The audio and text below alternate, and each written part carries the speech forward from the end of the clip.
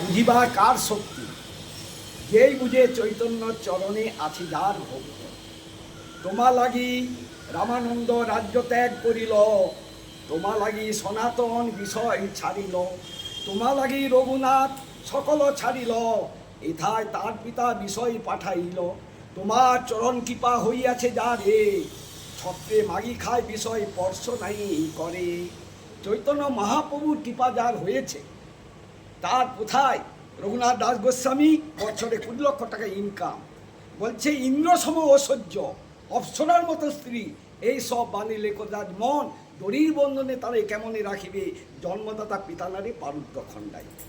এই যে মহাপ্রভুর কৃপা হয়েছে, যে সার্বভৌম ভট্টাচার্য বললেন আপনি এত অল্প বয়সে সন্ন্যাস গ্রহণ করেছেন, হ্যাঁ সন্ন্যাস গ্রহণ করাটা ঠিক হয়নি, আর সন্ন্যাসী ভাবুকের মতন নিত্য কীর্তন করেন, এটা কোথায় আছে?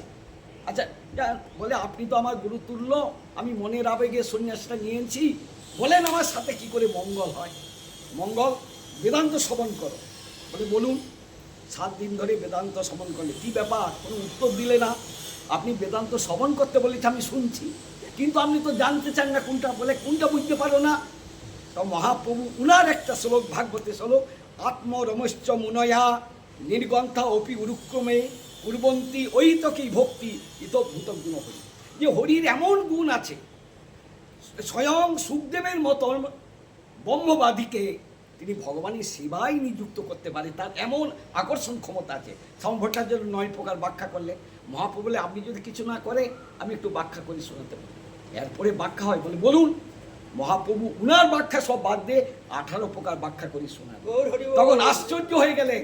তখন এই যে উজ্জ্বল বর্ণম 108টা শ্লোক রচনা করে মহাপ্রভু চলনে দিলেন।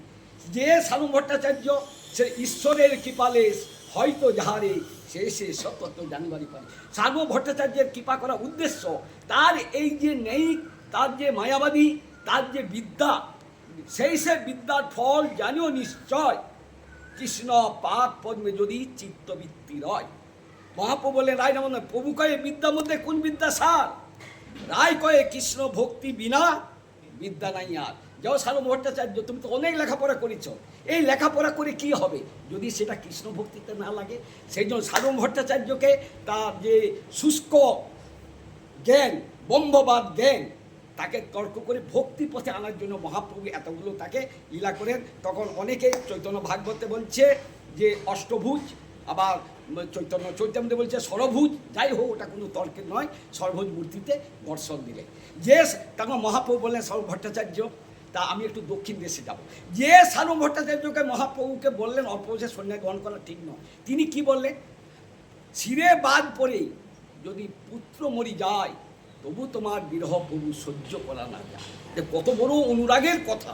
যে শ্যামা ভট্টাচার্য এতদিন এত ছিলেন, প্রভু আপনি আমাদের ত্যাগ করে চলে যাবেন, আমি যদি মরে যাই, আমার পুত্র যদি মরে যায়, তবু আপনার বিরহ সহ্য করতে পারবো না। যে শ্যামা ভট্টাচার্য দেখুন মহাপ্রভুকে খাওয়ার জন্য একদিন সেবার নিমন্ত্রণ করেছে। মহাপ্রভু বললেন এসেছেন, পাতা করে সব প্রসাদটা দেখে বলে এত প্রসাদ কি খায়? হ্যাঁ বলে না না আমি জানি না, জগন্নাথ মন্দিরে 56 ভাগ 36 ব্যঞ্জন খাও, তার তুলনায় তো এই কটা। মহাপ্রভু খেতে এসেছে, ওনার এখন জামাই অমক এসে বলছে আরে বাবা, হ্যাঁ সন্ন্যাসী এত অল্প খায়। এই বলার জন্য শ্যামা ভট্টাচার্য লাঠি নিয়ে, দেখো জামাই লাঠি নিয়ে তারা করছে, আর শ্যামা ভট্টাচার্যের স্ত্রী বলে আমার রান্নি হোক, আমার মানে মেয়ে রান্নি হোক, অর্থাৎ বিধবা হোক। কিন্তু কেন না, মহাপ্রভু চরণে এত ভক্তি, আমি যদি ভগবান মহাপ্রভু কেউ যদি একটা নিন্দা করে, মহাপ্রভু আমি সহ্য করতে পারবো? লাঠি নিয়ে তারা করেছে, এত মহাপ্রভুর প্রতি অনুরাগ। সেই দেখো মহাপ্রভু কত দয়ালু, যে বৈষ্ণবের হৃদয় হয় কৃষ্ণের বসতি স্থান। বৈষ্ণব তোমার তুমি হচ্ছে ব্রাহ্মণের হৃদয় হয় সহজ সরল, সহজ কৃষ্ণের বসতি হয় তোমার স্থান। প্রতিষ্ঠা মাশ্চর্য কেন বসাইলি, পবিত্র স্থানে অপবিত্র কইলি। উঠো উঠ অমোঘ তুমি লও কৃষ্ণ নাম, অচিরাত কৃষ্ণ তোমার করিবেন উদ্ধার। সেই সার্বম অমোঘ যার নিন্দা করেছিলেন মহাপ্রভু কত করুণা করে তাকে আবার কৃষ্ণ ভক্তি প্রেম দান করলেন। এমন অমন্দ দয়া যে চৈতন্য মহাপ্রভু আজকে যে আমরা সেই শ্যামা ভট্টাচার্যের বাড়িতে উপস্থিত হয়েছি, যে তাকে শিক্ষা দিলেন যে কৃষ্ণ ভক্তি বিনা বিদ্যা নাই। আর আমাদের ভক্তি করতে হবে। দেখুন যে বিল্লমঙ্গল ঠাকুর যে চিন্তামণির বাবাকে দাহ করে চলছে চিন্তামণির আশায়, সে চিন্তামণির কথাতে যখন তার বিবেক হয়ে গেল, তখন তিনি কৃষ্ণ বলেন চোখ আমি রাখবো না, চোখ তুলে দিলেন। অন্ধ কি করে যাবে?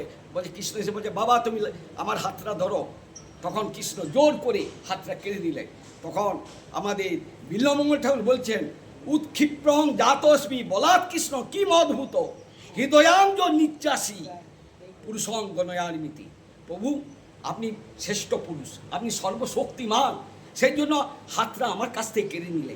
কিন্তু হৃদয়াঞ্জ নির্যাসী, হৃদয় থেকে যদি তুমি বেরিয়ে যেতে পারো তাহলে আমি তোমাকে শ্রেষ্ঠ পুরুষ রূপে গণনা করব।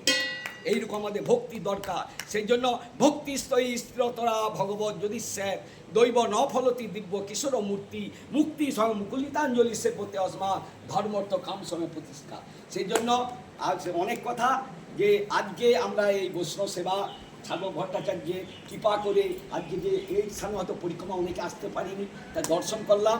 আর সেই জন্য মহাপ্রভু যেটা বলে হরিদাসে বিজয়োৎসব যে কইল দর্শন, যে ইয়া কইল, যে ইয়া নৃত্য কইল, যে কইল কীর্তন, যে ইহা বালুকা দিতে করিল গমন, সর্বশেষে মহাপ্রসাদ করিল সেবন।